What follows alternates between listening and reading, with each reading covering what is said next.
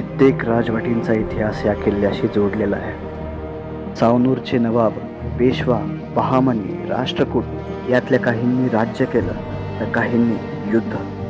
जेवण एखाद्या वेळेस लेट जरी झालं तरी चालतंय, पण पाणी थांबत नाही.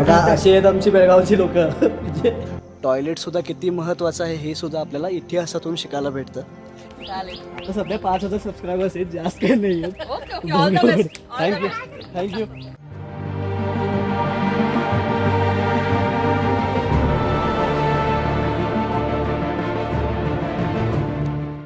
नमस्कार मित्रांनो, नीत व्लॉग्स या चॅनलवरती तुमच्या सर्वांचं स्वागत करतोय. मी तुमचा होस्ट नवनीत लोहार.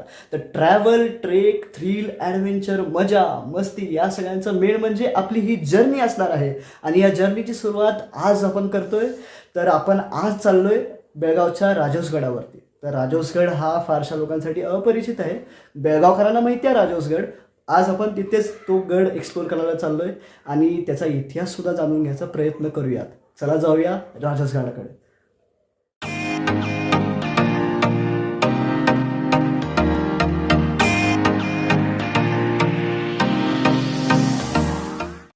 तर प्लॅनमध्ये थोडासा चेंज.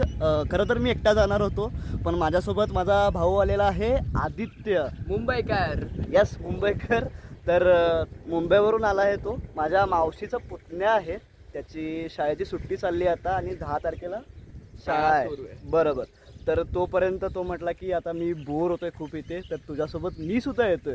मी म्हटलं आता वाटेत कसंही मावशीचं घर लागतंच, तर चला तुला पिक करतो तिथून. आता इथून आपण दोघंही जाणार आहोत. आता आपण आहोत या अनगोळ गावापासून जाणारा येळूर गावापर्यंत रस्ता आहे. मागून जातो, अनगोळ गावाच्या मागून हा रस्ता जातो, थेट कनेक्ट होतो तिकडे येळूर गावापर्यंत. चला जाऊयात.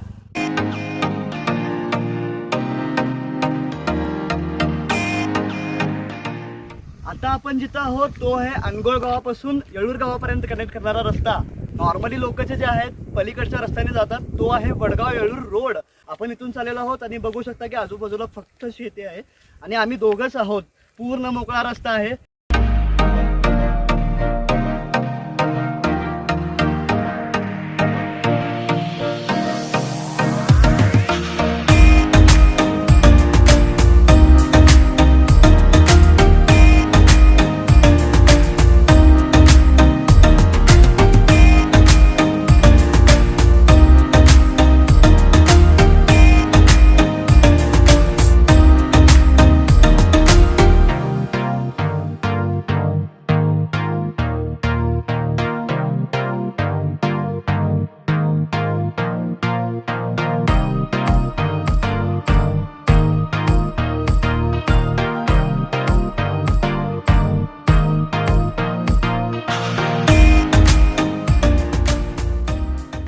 जसं की आपण पाहिलं की येळूर गावानंतर आपण पुढे आलो आणि उजव्या साईडला न वळता सरळ रस्त्याने आलो आणि हा आहे आता यरमाळ रोड. आता यरमाळ रोडच्या उजव्या बाजूला आपण जाताना आम्हाला लागलेलं आहे हे एक छोटंसं तलाव.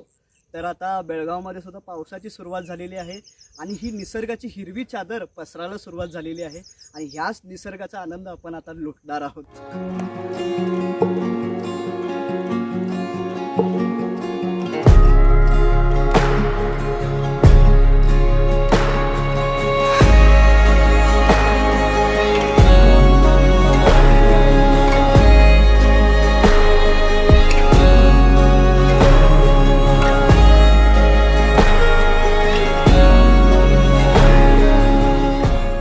तर इथं खूप चढती आहे आणि आपल्याकडे नॉन गिअर गाडी आहे त्यामुळे चढत नाही आहे. आता इथून आपण चालत वरती जाणार आहोत जिथे पार्किंग एरिया आहे.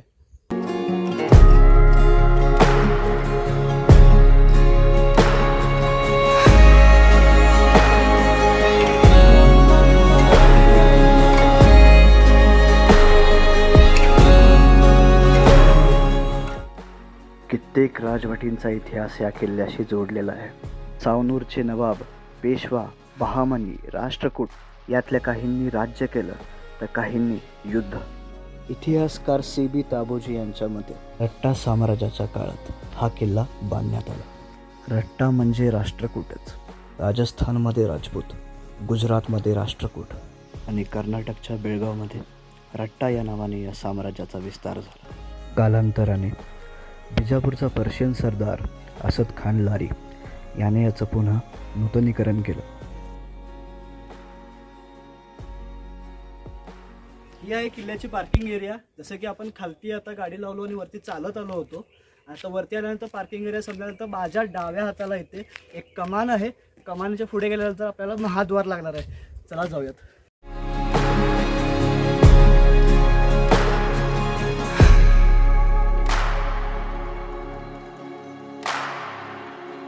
ब्लॉग आहे नाव काय आपलं नवनीत. चालेल आता सध्या 5,000 सबस्क्रायबर्स आहेत, जास्त काही नाही आहेत. Okay okay all the best thank you thank you.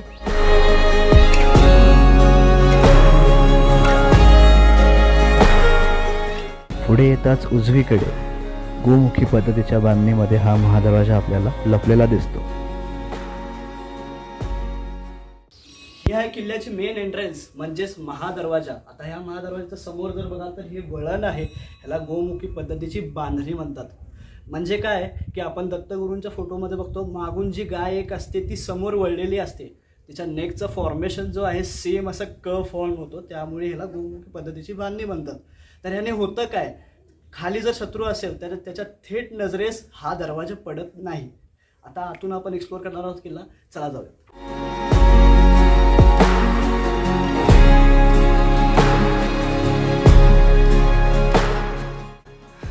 किल्ल्यात प्रवेश करता क्षणी आपल्याला दिसतं ते हे सिद्धेश्वराचं मंदिर. उजवीकडे ह्याच मंदिराचे जुने अवशेष आपल्याला पाहायला मिळतात. आत आल्यानंतर आपल्याला दिसतं हे मुख्य मंदिर किल्ल्याचं, ते म्हणजे सिद्धेश्वराचं मंदिर. आपण आता तिथेच दर्शन घ्यायला चाललेलो आहोत. चला.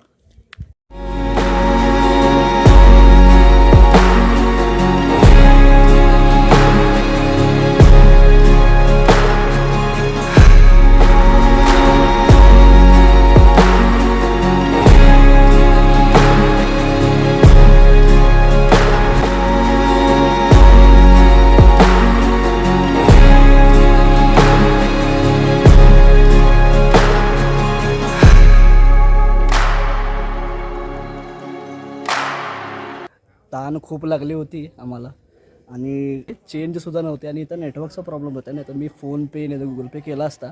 पण इथल्या एका काकाने आम्हाला फ्रीमध्ये ही बॉटल दिलेली आहे पाण्याची. तर ते बोलत होते की जेवण नसलं तरी चालतं आहे पण पाणी हे नक्की पाहिजे. Stay hydrated.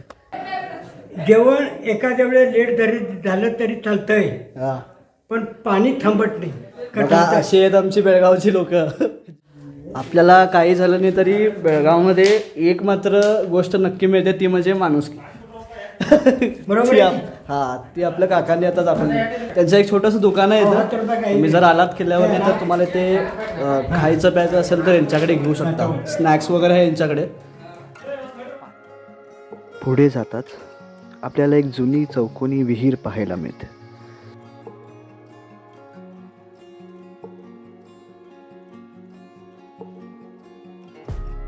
विहिरीला लागूनच कालांतराने जमिनीत दबलेला एक वाडा दिसतो. छप्पर नसलेला पण भिंती अजूनही मजबूत आहेत. तिथून पुढे जाताच छत्रपती शिवाजी महाराजांची भव्य दिव्य अशी मूर्ती पाहायला भेटते.